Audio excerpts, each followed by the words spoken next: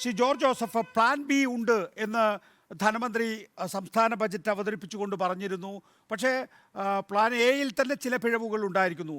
നമുക്ക് എല്ലാവർക്കും അറിയാവുന്നതുപോലെ സർക്കാർ ശമ്പളം സർക്കാർ ജീവനക്കാരുടെ ശമ്പളം മുടങ്ങുക, പെൻഷൻകാരുടെ പെൻഷൻ മുടങ്ങുക എന്ന് പറയുന്നത് കേരളത്തിൽ കേട്ടുകഴിവില്ലാത്ത കാര്യമാണ്. അവിടേക്ക് വരെ എത്തിയിരിക്കുന്നു എന്ന് പറയുമ്പോൾ വലിയ നിലയിൽ ആശങ്കപ്പെടേണ്ടേ നാം? അല്ല, ഇവിടെ ശമ്പളം മുടങ്ങി എന്ന് പറയുന്ന കാര്യത്തിന് എന്താണ് പ്രസക്തി?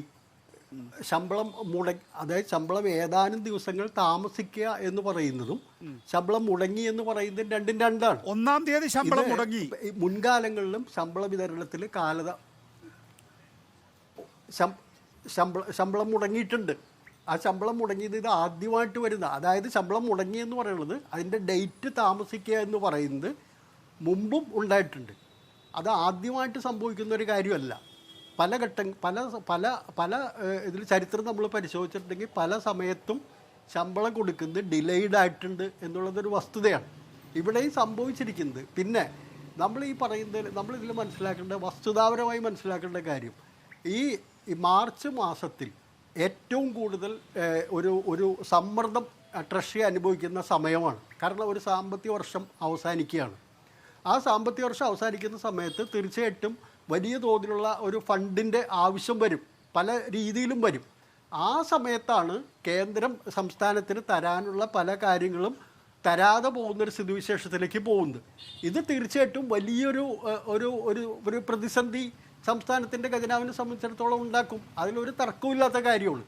അതാണ് ഇപ്പോൾ നമ്മളൊന്ന് ആലോചിക്കുക. ഇപ്പോൾ ഈ കടമെടുപ്പിൻ്റെ കാര്യം എടുക്കുകയാണെങ്കിൽ, കടമെടുപ്പിൻ്റെ കാര്യത്തിൽ ഒരു ചർച്ചയ്ക്കും തയ്യാറാവാതെ കടമെടുക്കാൻ ഇനി പറ്റില്ല, നിങ്ങൾക്ക് 1 രൂപ പോലും കടമെടുക്കാൻ സാധിക്കില്ല എന്ന് പറഞ്ഞ ഒരു സാഹചര്യത്തിൽ കേന്ദ്ര സർക്കാർ കേരളം കേസ് കൊടുത്ത സമയത്ത് എന്താണ് ഉണ്ടായത്? ആ സമയത്ത് കേന്ദ്രം പറയുന്നത് കേസ് പിൻവലിച്ചാൽ നമ്മൾ 13,500 കോടി രൂപ കടമെടുക്കാനുള്ള അനുമതി കൊടുക്കാമെന്നാണ്. അപ്പോൾ അതിൻ്റെ അർത്ഥം കടമെടുക്കാൻ അനുമതി കൊടുക്കാൻ പറ്റില്ല എന്നുള്ളതല്ലല്ലോ. അങ്ങനെ പറ്റില്ല എന്നുണ്ടെങ്കിൽ തീർച്ചയായിട്ടും അത് ഒരിക്കലും പറ്റില്ല. നിങ്ങൾ എന്ത് കേസ് കൊടുത്തിട്ടുണ്ടെങ്കിലും അത് സാധിക്കില്ല. പക്ഷേ ഇവിടെ പറയുന്നത് കേസ് പിൻവലിച്ചു കഴിഞ്ഞാൽ ഞങ്ങൾ കൊടുക്കാം. അതിൻ്റെ അർത്ഥം എന്താണ്? അപ്പോൾ ആ രീതിയിൽ പല രീതിയിൽ സംസ്ഥാനത്തിൻ്റെ സാമ്പത്തിക സ്ഥിതിയെ ഞെരുക്കുക. പിന്നെ ഇതിനകത്ത് സംഭവിച്ചിരിക്കുന്നത് എന്താണ്?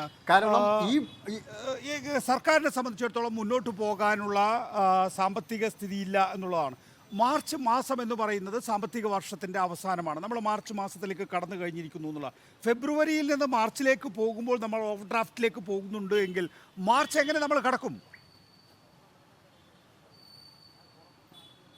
അല്ല, ഓവർ ഡ്രാഫ്റ്റ് എന്ന് പറയുന്നത് ഒരു അപകടം പിടിച്ച കാര്യമൊന്നുമല്ല നികേഷേ. ഓവർ ഡ്രാഫ്റ്റ് ഇതുവരെ ഈ നമ്മുടെ കേരള സംസ്ഥാനത്തിന് ഓവർ ഡ്രാഫ്റ്റ് ഉണ്ടായിട്ടില്ല. ഓവർ ഡ്രാഫ്റ്റ് വൈസ് ആൻഡ് മീൻസിലേക്ക് പോയിട്ടുണ്ട് പലപ്പോഴും. അല്ല, അതാ ഞാൻ പറഞ്ഞ ഓവർ ഡ്രാഫ്റ്റ് എന്ന് പറയുന്നത് എന്തോ മഹാപാപം. ഓവർ ഡ്രാഫ്റ്റ് എന്ന് പറഞ്ഞാൽ എന്താ? നമ്മൾ മുൻകൂറായിട്ട് പണം എടുക്കുന്നു, പിന്നീട് നമ്മുടെ അക്കൗണ്ടിൽ പണം വരുമ്പോൾ അതിലേക്ക് പോകുന്നു എന്ന് മാത്രമേ ഉള്ളൂ. അത് സിമ്പിളല്ലേ? പക്ഷേ സാമ്പത്തിക വർഷത്തിന്റെ ഒരു പാദത്തിലെ 36 ദിവസമാണ് ഓവർ ഡ്രാഫ്റ്റ് സൗകര്യം പ്രയോജനപ്പെടുത്താൻ സാധിക്കുക. 1. 2, അതുകൊണ്ട് ആ ഓവർ ഡ്രാഫ്റ്റ് സൗകര്യം പരമാവധി പ്രയോജനപ്പെടുത്തുന്നതിന് വേണ്ടിയിട്ടാണ് 29-ാം തീയതിയിൽ നിന്നും 1-ാം തീയതി ശമ്പളം കൊടുക്കുന്നത് ഒഴിവാക്കി 2 ദിവസം അങ്ങോട്ടേക്ക് തള്ളി നീക്കി ട്രഷറിയിൽ പണം നിർത്തുന്നത്. അപ്പോൾ ഈ തരത്തിലുള്ള വേലത്തരങ്ങൾ കൊണ്ട് എത്ര കണ്ട് മുന്നോട്ട് പോകാനാകും?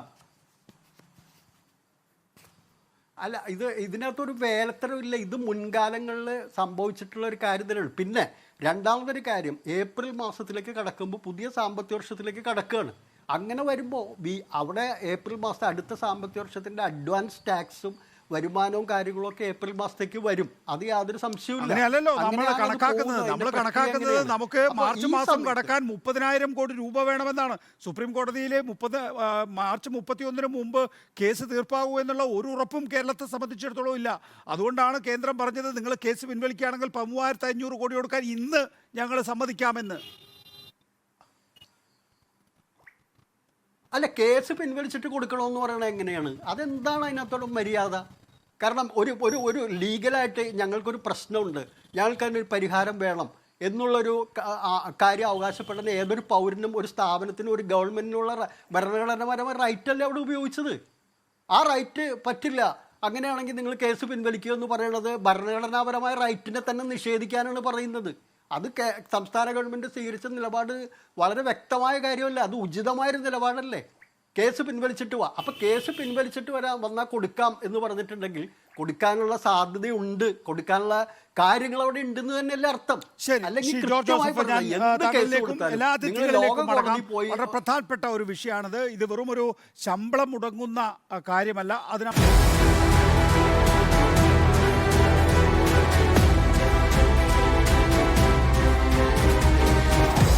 Debate with MV Nikesh Kumar.